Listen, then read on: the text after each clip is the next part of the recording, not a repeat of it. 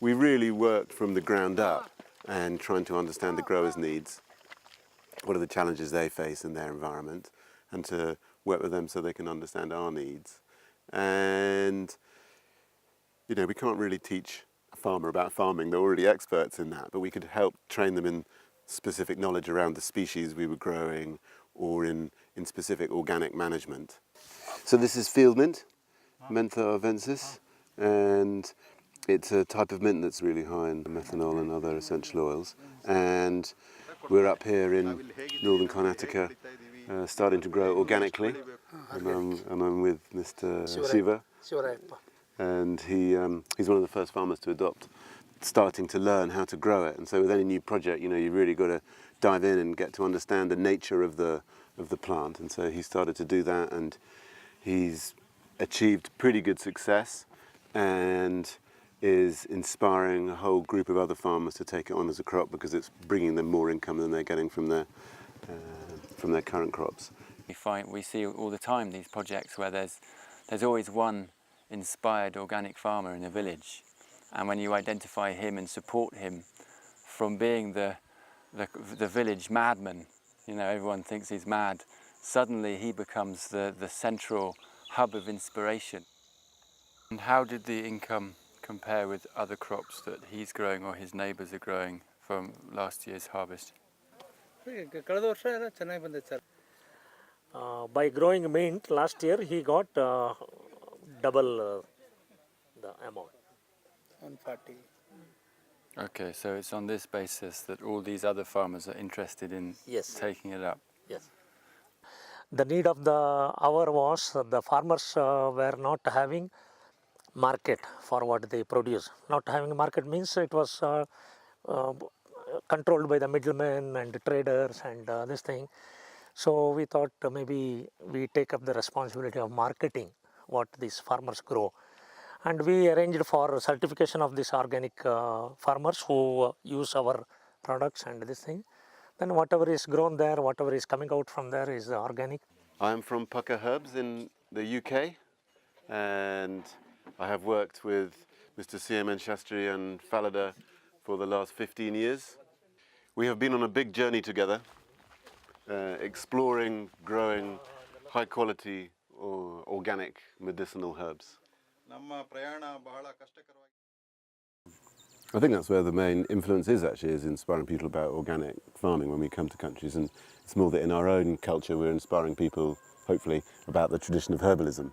That's more where that is going on. And out here it's about agriculture, because that's what they're farmers, you know, they're not herbalists per se. All our farmers under our umbrella, they're all small farmers and marginal farmers having 1 or 2 acres and this thing, no?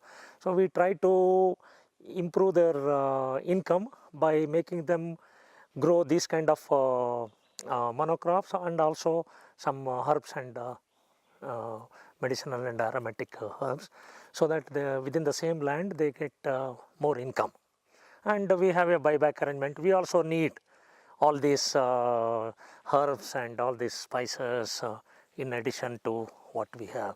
So it is a win-win situation. It is helping the farmers and getting ourselves helped. So this field mint is our Sabse Mahatvapuran crop. It's our most important herb at Pukka. And we need to double our yield over the next few years. 10 acres?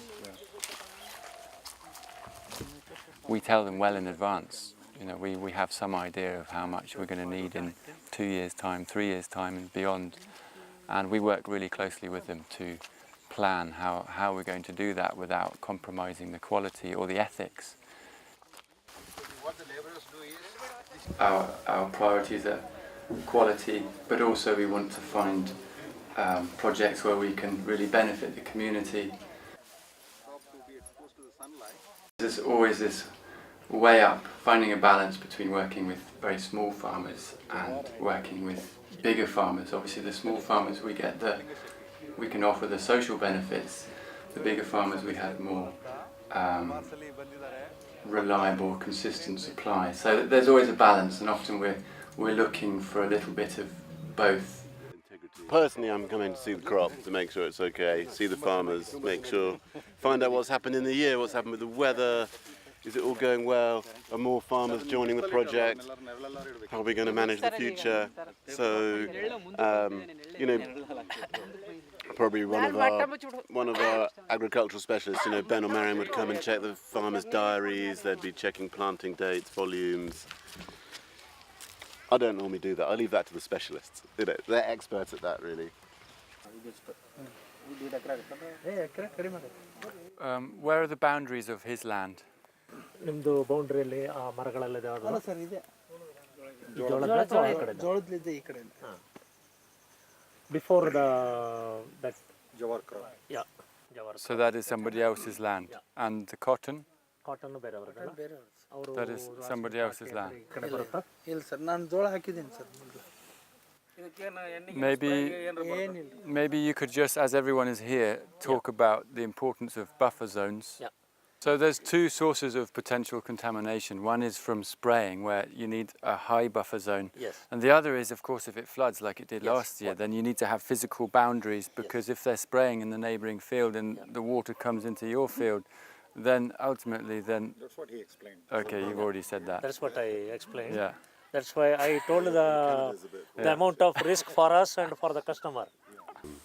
Are there some places where you realize you think there's this good partnership and it's going to work, and then you realize that it's just not? Oh And yeah. you have to let it go. We've gone on many a bumpy dead end road together, haven't we? We have. There are inevitable wild goose chases, and we've been all over the country, India, well, we've been all over the world, haven't we, not visiting just different here. projects. Yeah. And some projects work to a certain scale, and then we're always growing, and it can be hard to grow beyond that capacity. Yeah, there's lots of complicated challenges, especially when a company like us is growing so fast, how to maintain that quality as we grow. We might talk about purely the capacity of the facility, the machines, but it might be also the capacity of the people that run these companies, the technical capability. Do they understand really the plant products? Can they really understand challenges? And do they really understand what our needs are to deliver? Amount of risk for us and also for the customer. We take out of confidence, Yes. process in our facility, and send a pre-shipment sample and send this thing to the laboratory. If a pesticide is detected, it is gone, rejected. Yeah. Same way, sometimes out of confidence, you say, okay, ship it, urgent. And when it arrives, you naturally test. That is the rules. So if it is detected shipment going to England, rejection. So there is ಅಂದರೆ ರೈತರು ನಾವು ಅದು ಕೂಡ ತುಂಬ important ಅಂತ buffer ಇರಬೇಕು ಅಂತ ಅವ್ರು ಹೇಳೋದು. And as we're talking on these issues, maybe we could just say a few words about the importance of hygienic harvesting and drying. And I know you have some plans for improving the drying system and raising it off the ground and keeping it clean.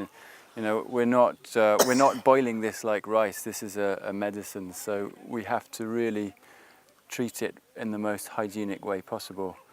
Having this short supply chain and having this relationship means that we can really work together. ಮಾಡಿದರೆ ಆ ಥರ ಎಲ್ಲ ಮಣ್ಣು ಅದಕ್ಕೆ ಸೇರಿಕೊಳ್ಳೋದು ಅಥವಾ ಇನ್ನಿದಾಗೋದು ಏನಿಲ್ಲ sir. And the storage sacks. ಕೊಯ್ಯು ಮುಂದೆನೆ ನಾವು ಇಷ್ಟಿಷ್ಟ ಬುಟ್ಟಿ ಕೊಟ್ಟಿರ್ತೀವಿ ಅವ್ರು. ಹೌದು. ತೆಳಗೆ ಇಡೋಂಗೆ ಇಲ್ಲ ನಮ್ಗೆ ಕೊಯ್ಸಿದ್ರು. They are already following that. They're already following that. To be. And are they given clean sacks, new sacks to put it in? Yes, yes. Every This time we is- supply the Okay. Good. Well, I think it's all pretty under Really control. good. ಯಾಕಂದ್ರೆ ಇದು Yeah, we really appreciate the hard work that you do and how much courage it takes to pioneer a new crop when nobody else is doing it, and really... We come here, don't we, with our needs and our standards and hygiene and marker compounds and sustainability.